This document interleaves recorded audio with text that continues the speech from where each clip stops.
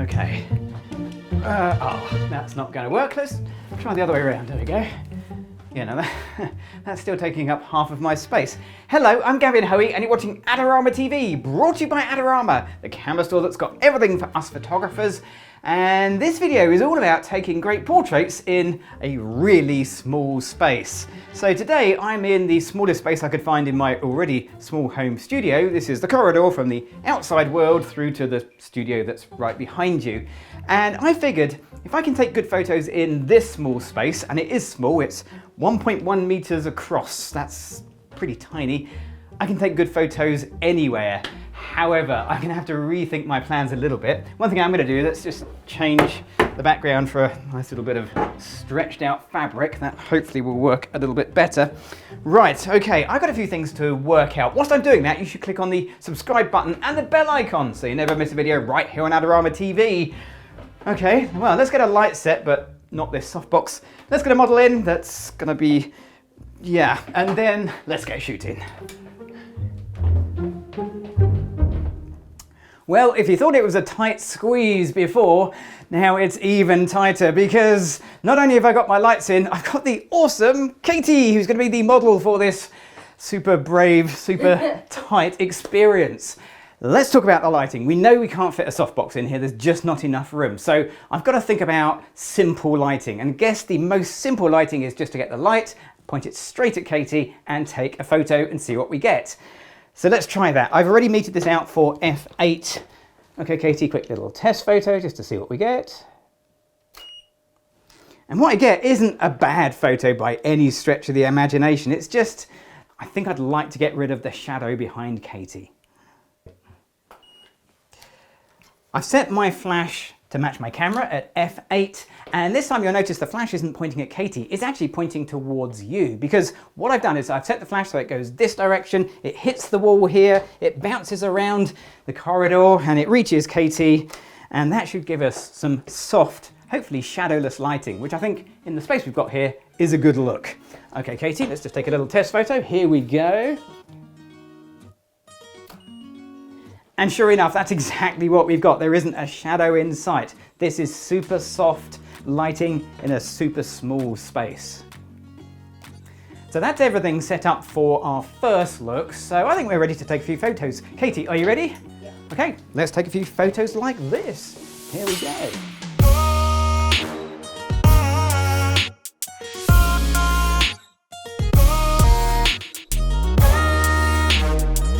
Katie has a background in dance, which makes her the perfect model for this because she has to work in a really small space. That fabric is only 1 meter across.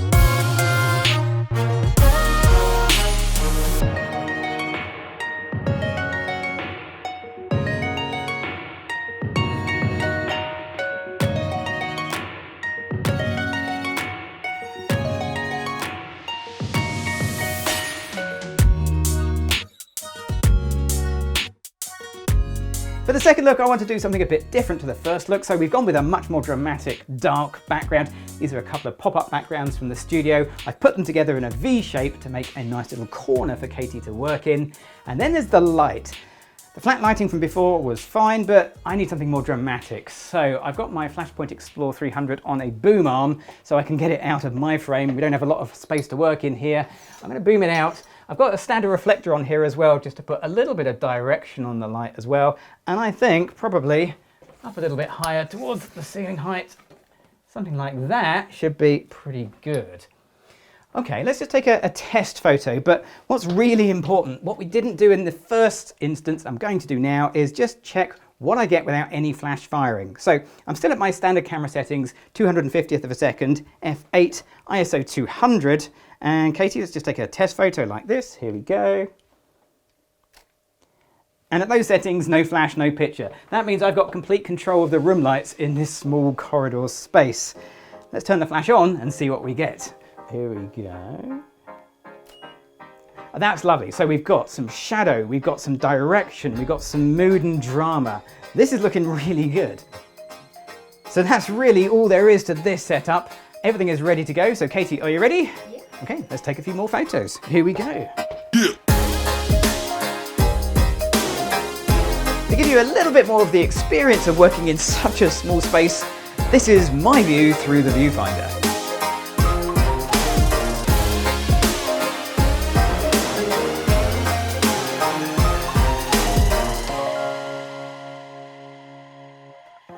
For the last look, I actually want to take this white background and make it go black, and that's quite a challenge normally, but here in this tiny corridor with white walls, white ceiling, it's almost impossible. In fact, the only way I can think of doing it is with one of these. So this is a projector or an optical snoot. This is actually one for the Nanlite Forza C, but there are various ones out there, and this is going to project a circle of light, a real spotlight effect. So I'm going to get this and put it nice and high.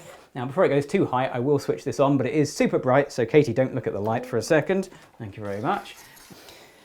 Now, it's not the only light in the photo here, so I need to take control of the room lights, and because this is a continuous LED light, I'm actually going to turn the room lights off. Okay, so now we can see things are looking a little bit different. Will it photograph as a black background with a white circle? Let's find out. Okay, Katie, quick little test photo. Let's see what we get. And the answer is yes, that works really well. But now I've done it, you know what? I think I'd like a bit more light in that photo. I'm going to turn the room lights back on again, and actually that room light is another Nanlite Forza 60C, which means that I can actually do a little bit of work here with this. For example, rather than having the white light, if I come around the back and I press the mode button, I can have some coloured light instead. So, well, let's see how this looks. Okay, Katie, here we go. Quick little test photo. What I'm looking for is that white circle, but with a colourful surround. And, well, I think we've certainly got that. That works really well. Of course, I could do this with a flash and coloured gels, but there's one big advantage to LED lights that have this RGB effect. I can change the colour by pressing a button. So rather than going through different gel packs, I can just change it at the press of a button and have it cycle through all the different colours. That means all we have to do is just keep taking photos, let Katie do her thing, and we should end up with a great range of very colourful pictures. Katie, are you ready? Yeah. Okay, let's take a few photos like this. Here we go.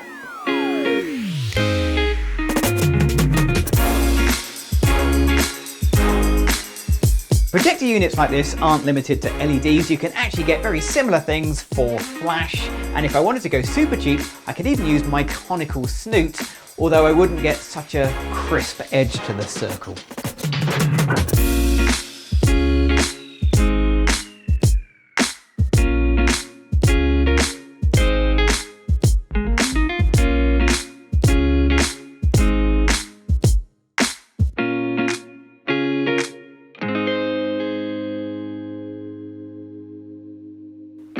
It's one of the more commonly asked questions I get, and that is, how big is your small home studio? I always want to put the same answer, and that is, my small home studio is not big enough.